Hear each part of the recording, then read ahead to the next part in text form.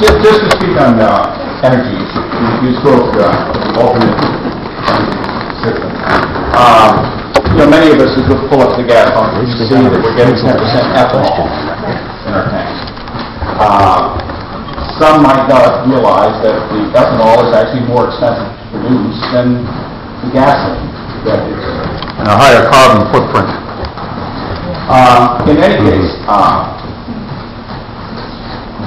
we are using grain to produce the ethanol. And at the same time, we are paying increased rates for our different food products, our cereals, meats,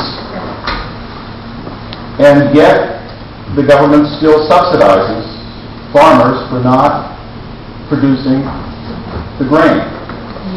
It doesn't make sense. Sure doesn't.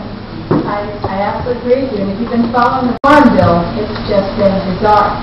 For example, in December, a couple of people who are from Kentucky decided that racehorses really needed a tax break, and they set that in the Farm Bill. So I couldn't agree with you more. But I will tell you that what you said is true about the carbon footprint and what it costs to produce it. There's a thought, and I think when we address the problem of energy, we need to look everywhere. And we don't have to just use ethanol. We can use a number of materials to use biomass, and we should.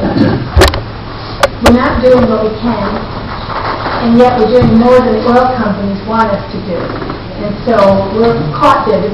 Frankly, my opinion, the fastest way out of this mess that we're in with special interests is campaign finance reform.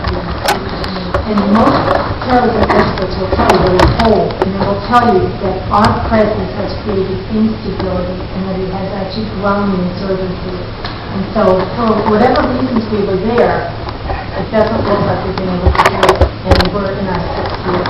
So speaking for my children and their generation, and looking at the debt that they've inherited and will continue to inherit, every single family in Epping owes $31,000 right now.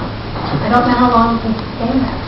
And that's why we've had the conversation. But I certainly respect your opinion, and I respect your experience. And I wish and I wanted to see. Her answer is a quagmire. Lastly, I would compliment you on your stance with regards to the No Child Left Behind. This town and this state cannot afford any more unfunded mandates. No, she can't. We simply cannot afford unfunded mandates. Thank you. And I appreciate the conversations and people asking those questions, because I tell people we've got to have a dialogue. You know, they're very back, and it's really easy.